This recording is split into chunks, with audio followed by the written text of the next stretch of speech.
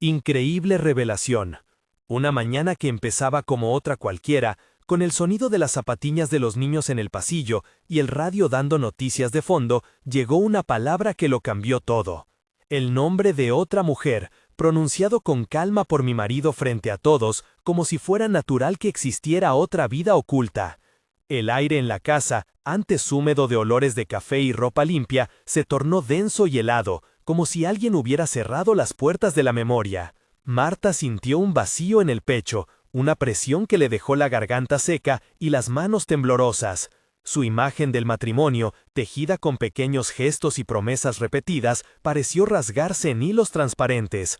No fue solo la humillación pública, fue la sensación de que alguien había borrado su nombre de una historia que ella había contado en voz alta durante años.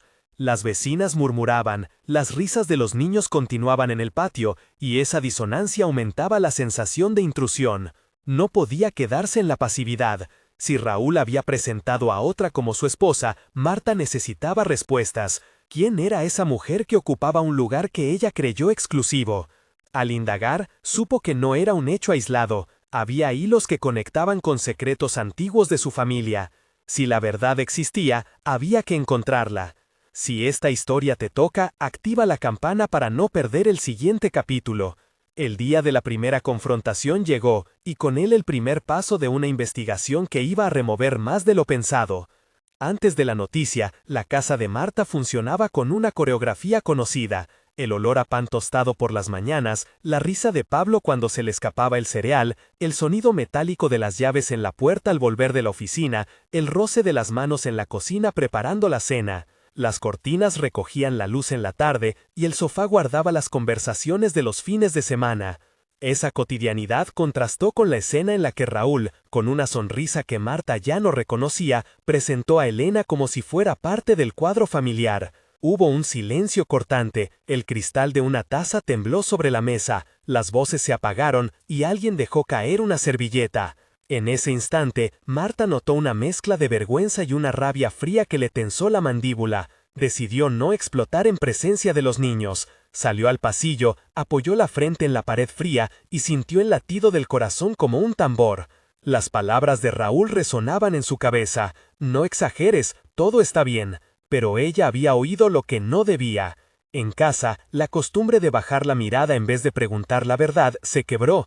Marta comprendió que la reacción inmediata sería la negación pública o la minimización. En lugar de aceptar la versión que le ofrecían, eligió empezar a observar, a escuchar y a reunir hilos sueltos que pudieran formar una trama. Consultó a su amiga Ana, llamó a su madre Carmen y pidió la discreción de sus vecinos. La decisión de investigar tomó forma en una madrugada, con la cocina en penumbra, la taza de café fría y la promesa de no permitir que la mentira gobernara su hogar. Las primeras pistas fueron pequeñas y azarosas. Un mensaje borrado que apareció en la pantalla del móvil cuando Raúl lo dejó caer. Una factura de un hotel con fecha que coincidía con ausencias inexplicables. Un comentario fuera de lugar en una foto de una reunión familiar. Marta comenzó a visitar lugares que antes le eran indiferentes. Habló con Julia, la cajera del supermercado, que recordaba haber visto a Raúl discutiendo con una mujer de pelo oscuro. Habló con Tomás, el panadero, que había visto a Raúl entrar temprano una mañana con rostro apurado. Cada conversación añadía un color distinto al mosaico. Marta tocaba los papeles con la yema de los dedos, olía el papel, miraba las letras como si fueran pistas. Una tarde fue al cobertizo donde guardaban cajas antiguas y encontró una fotografía que no recordaba. Raúl y una mujer desconocida en una boda antigua, sonriendo, con gestos de complicidad. Sintió el sabor metálico de la tensión en la boca. Decidió entrevistar a su cuñada Lucía, que se mostró evasiva al principio y luego dejó escapar una frase. Hay cosas que preferimos no mirar. Esa evasión fue, paradójicamente, una pista. Marta empezó a hacer listas, a comparar fechas, a anotar nombres. Recurrió a Joaquín, un antiguo amigo que trabajaba en el ayuntamiento, para consultar registros. Encontró contradicciones en declaraciones, certificados con nombres omitidos, pequeñas omisiones que indicaban una construcción de doble vida. Empezó a formarse una imagen, no solo una infidelidad, sino una estructura de ocultación que necesitaba ser desenredada. Raúl, tenemos que hablar, dijo Marta en la cocina, la voz firme aunque las manos le sudaran. ¿De qué hablas?, preguntó él, sorprendido pero con la calma de quien cree tener el control. De Elena, de la forma como la nombraste, respondió ella. No exageres, fue una tontería, replicó Raúl. ¿Una tontería? ¿Frente a mi familia?, insistió Marta. Solo fue un momento, no le des más importancia, dijo él con un movimiento de cabeza. ¿No me nombrarás loca si te pregunto la verdad?, murmuró Marta. Nunca te he llamado loca, sostuvo Raúl. Entonces dime por qué lo hizo. ¿Estás viviendo otra vida conmigo?, preguntó. No somos perfectos, respondió él, pero eso no es lo que piensas. Estoy pidiendo documentos, nombres, fechas, quiero claridad para mis hijos, añadió ella. Eso es una exageración. ¿Vas a revisar mis cosas?, replicó Raúl. Si es necesario, contestó Marta, sintiendo la sangre caliente en las mejillas. ¿Vas a revisar mis conversaciones?, preguntó él con cierto desafío. No para humillarte, sino para entender, dijo ella. Entender no siempre cura, afirmó él. A veces entender evita que te engañen otra vez, concluyó Marta. El diálogo se extendió, con repeticiones, evasivas, silencios que pesaban. Cada respuesta de Raúl abría una puerta más, o cerraba otra con fuerza. Pero Marta ya había puesto en marcha su búsqueda. En el umbral de la investigación pública, Marta buscó aliados. Llamó a Ana, su amiga de la universidad, que llegó con un bolso lleno de papeles y consuelo. Ana propuso contactar a Diego, un abogado conocido, para entender derechos y límites. Marta habló con la vecina Marta González, que ofreció testigos de tardes en las que Raúl llegaba tarde con olor a perfume lejano. También contó con la discreta ayuda de Luis, el tío soltero, que guardaba recuerdos de la familia y pistas sueltas. Aparecieron más nombres: Elena la otra mujer, Lucía la cuñada, Joaquín el empleado del ayuntamiento, Carmen la madre que intentaba proteger a la familia, Ana la amiga incondicional, Diego el abogado, Tomás el panadero. Cada uno hizo una acción concreta. Lucía confesó haber destapado un documento, Ana llevó un registro de mensajes, Tomás recordó detalles de una discusión, Joaquín buscó archivos, Carmen ofreció apoyo emocional agrupando a las hermanas, Diego orientó sobre pruebas legales. Las conversaciones se multiplicaron y se convirtieron en un mapa, una red de voces que, aun con contradicciones, empezaba a señalar un patrón. Fue entonces cuando Marta decidió que era el momento de confrontar de forma directa, con pruebas sobre la mesa, pero preparada para todo tipo de reacciones. Un momento de tensión surgió en la cocina, cuando Marta desplegó las fotografías y las facturas sobre el fregadero. La luz del atardecer bañaba la mesa y hacía brillar el borde de una carta. El conflicto interno se manifestó como un ruido en la cabeza, miedo a perderlo todo, miedo a la humillación, miedo a que los niños aprendieran que su madre se derrumbó. Entre memorias, vio la imagen de su propia madre, fuerte en la adversidad, que le había enseñado a no callar. Marta recordó rituales de infancia, la cocina caliente de su abuela, la determinación que le pedía la vida. Decidió no quedarse inmóvil. Fue una decisión fría, casi administrativa, de anotar nombres, de fotografiar pruebas, de asegurar documentos. Ese acto, pequeño y preciso, sonó como el primer paso de un viaje largo. La tensión se alargó en segundos medidos, con gestos que hablaban más que las palabras. Marta respiró hondo, sintió el sabor salado de las lágrimas, cerró la tapa del cajón y eligió seguir. La confrontación inicial con Raúl fue larga, llena de acusaciones veladas y evasivas. La escena transcurrió en silencio primero, con sonidos de fondo, el goteo de una tubería, un coche que pasaba, el chasquido de la ventana al cerrarse. Se enfrentaron con una serie de diálogos directos que revelaban tensiones antiguas. ¿Cuánto tiempo ha sido esto?, preguntó Marta. No es lo que crees, dijo Raúl. ¿Cuánto?, insistió ella. Un tiempo, respondió él. ¿Desde cuándo te llamas a ti mismo mentiroso?, replicó Marta. No sabes nada, dijo él con cansancio. No te has preocupado en saber, añadió ella. Dice que te he llamado loca, dijo Raúl. Lo has hecho, aseguró Marta. Porque desafías la realidad, contestó él. La realidad que tú creas a mi costa, respondió él. No voy a seguir con acusaciones, dijo él. Pues no te queda otra, afirmó Marta. El diálogo fue una escalada de frases cortas, de silencios pesados, de miradas que evitaban la verdad y a la vez la empujaban. En la habitación, el olor a jabón y ropa recién planchada se mezclaba con el sudor de la ansiedad. Al final de esa conversación, Raúl salió con el abrigo, la puerta cerró con un golpe seco y Marta se quedó con la sensación de un capítulo que se cerraba sin una conclusión clara. Pero había dejado la semilla de la duda en la comunidad y entre su familia. Las investigaciones familiares abrieron caminos que Marta no había contemplado. Empezó a hablar con familiares lejanos. Visitó a su tío Luis en su casa con muebles de madera vieja, donde el olor a humo de pipa parecía anclar historias. Luis tenía una caja con cartas y fotografías que hablaban de decisiones pasadas. Marta preguntó por ancestros, por matrimonios repetidos, por deudas y favores. A cada respuesta surgían nombres que resonaban. Antonia, la tía que se fue a América. Esteban, un abuelo que había ocultado un hijo. Rosalía, la prima que siempre supo más de lo que decía. Esos nombres trazaban una genealogía de secretos y omisiones. Marta leyó una carta vieja, con tinta desvanecida, que mencionaba pactos familiares para ocultar ciertos escándalos.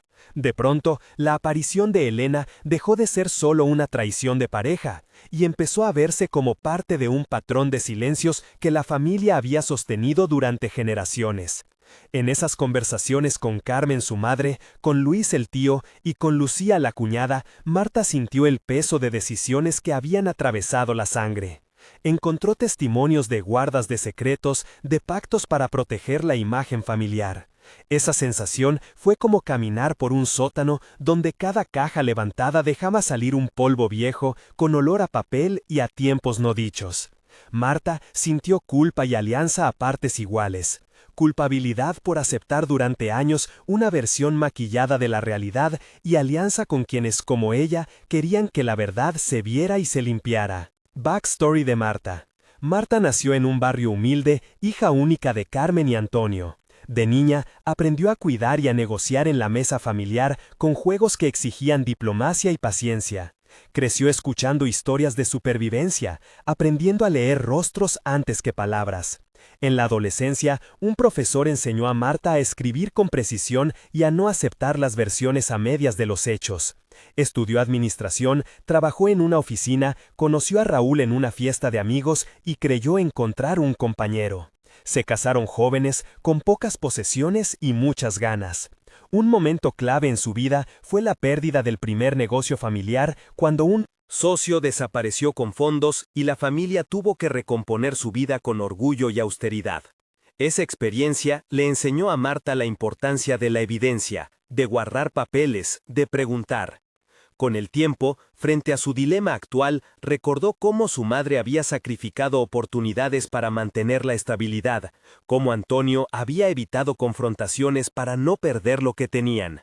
Marta enfrentó la decisión de honrar la tradición del silencio o de romperla para proteger a sus hijos. Esa formación la llevó a no aceptar ofuscadamente la humillación. Llegó a decidir que prefería reconstruir su vida sobre la verdad, por dolorosa que fuera, antes que sobre una mentira cómoda. Hoy, esa historia de origen le empuja a investigar, a nombrar y a buscar justicia emocional. En la casa de los abuelos encontró una carta que cambió la dinámica. La carta era antigua, con un sello que llevaba el nombre de una ciudad lejana. Al leerla en voz alta, la habitación pareció contener la respiración. La carta mencionaba acuerdos entre familias, nombres que coincidían con los que Marta había empezado a listar, y la existencia de favores pagados con omisiones. La lectura de ese documento generó un momento de ruina y de posibilidad a la vez. La ruina porque confirmó que la familia había protegido comportamientos que ahora le dañaban. La posibilidad porque ofrecía un mapa para entender por qué la conducta de Raúl estaba en consonancia con una historia mayor de silencios. Marta sintió una mezcla de pena y alivio, como si la limpieza fuera dolorosa pero necesaria. El acto de llevar ese papel a Diego el abogado fue simbólico. No buscaba venganza legal, buscaba que las pruebas sirvieran para una conversación honesta, para un cierre verdadero. Mientras leía, notó cómo la tinta formaba un patrón repetido de excusas y pactos. Esa observación la hizo sentir menos sola, comprendió que tenía derecho a nombrar lo que otros habían callado por años. Un momento de tensión, claramente marcado y sostenido, ocurrió durante la lectura formal de la carta con la familia reunida. Era una tarde húmeda, la luz se filtraba por la ventana con partículas de polvo que brillaban en el aire. Conflicto interno, Marta luchaba entre exponer todo y proteger a los niños de la devastación pública. Memorias activadas, la imagen de su padre aplaudiendo su valentía, la sensación de la cocina de su abuela donde se habló sin tapujos. Decisión, leer cada párrafo en voz alta, enfrentar miradas que querían evitarlo. La atención se concentró en sonidos, respiraciones contenidas, la cuchara chocando con el plato, el tic-tac del reloj que parecía acelerar. Marta sintió el cuerpo vibrar con la responsabilidad de transformar la vergüenza en verdad. Al terminar de leer, hubo un silencio que pesó como una losa, seguido por interrupciones, llanto y reproches. La decisión tomada marcó un antes y un después. La reconstrucción comenzó con pasos modestos pero firmes. Marta aceptó ofertas de acompañamiento de Ana y de Carmen, abrió una cuenta de ahorros. Retomó un proyecto de consultoría que había pausado al tener hijos, y empezó a dar clases de administración en la asociación del barrio. Cada pequeño triunfo fue una piedra que levantaba su autoestima. Una presentación exitosa, la inscripción de un curso, la visita de una clienta que le agradeció su claridad. Se apoyó en la sororidad. Ana organizó reuniones semanales donde otras mujeres contaron historias de separación y reinvención. Lucía, aunque dolida, ofreció información que ayudó a cerrar lagunas. Diego redactó cartas formales para poner límites legales y para reclamar transparencia. Marta sintió cómo la dignidad que le habían intentado arrebatar se reconstruía con acciones concretas y no con discursos. Empezó a formar un pequeño proyecto profesional que le permitía autonomía económica. Ante cada paso, hubo gestos simbólicos: devolver un anillo, sacar la foto de la boda del Marco, plantar una maceta nueva en el balcón. Todo ello no era venganza, sino recomposición. El enfrentamiento final con Raúl tuvo una intensidad distinta. No era buscar humillar, sino cerrar con claridad. Reunidos en la sala, con testigos que habían presenciado la investigación, Marta habló primero. «Esto termina aquí», dijo. «No voy a seguir en una casa hecha de omisiones», continuó. Raúl intentó justificarse. «No todo es como lo cuentas», dijo. «No he sido un monstruo», añadió. «No te estoy pidiendo que lo seas», respondió Marta. La conversación se convirtió en una serie de intercambios donde la verdad se impuso sin gritos. «¿Aceptarás una separación en términos justos?», preguntó Marta. «Necesito tiempo», replicó él. «Tienes tiempo para dar excusas y para vivir dos vidas. Ahora tienes tiempo para elegir», puntualizó ella. La decisión fue firme y serena. Marta explicó las condiciones para el cuidado de los hijos, la reparación económica necesaria y los límites de contacto. No hubo deseo de destruir, solo de proteger lo que quedaba por construir. Al final, Raúl se marchó con el rostro apagado. Marta cerró la puerta, respiró y sintió que una página se cerraba. Un mes después, Marta encontraba ritmos nuevos. Empezó a trabajar regularmente, a organizar las clases y a participar en un grupo comunitario que apoyaba a mujeres en proceso de separación. Los niños se adaptaban a rutinas distintas, pero había menos tensión nocturna en la casa. 3 meses después, el proyecto de consultoría de Marta ganó su primera cliente estable y la asociación del barrio le ofreció un espacio para dar talleres. La comunidad, que al principio había cuchicheado, comenzó a mostrar respeto por la forma en que Marta había afrontado la situación. Se forjó una red de apoyo liderada por Ana, Carmen y Lucía, con la colaboración de Tomás y de Joaquín, que ayudaron con testimonios y registros. Se celebraron pequeños logros. Una charla pública sobre dignidad y trabajo, una tarde de cocina colectiva para los niños, una reunión donde se habló abiertamente de secretos familiares. 6 meses después, Marta había consolidado su independencia económica y emocional. Había aprendido a separar la verdad de la tragedia, a poner límites sin odio, a aceptar que algunas personas no cambiarían. Los hijos aprendieron que la dignidad es una elección, y que la verdad, aunque dolorosa, fortalece. Su vida no volvió a ser la misma, pero se convirtió en algo más fiel a quien ella era. Si esta historia te ha conmovido, comparte y suscríbete para seguir acompañando procesos de verdad y reconstrucción. Recuerda que la fuerza se construye con pasos pequeños y con la ayuda de quienes no juzgan sino que sostienen. Ella no volvió a ser la misma, volvió a ser toda.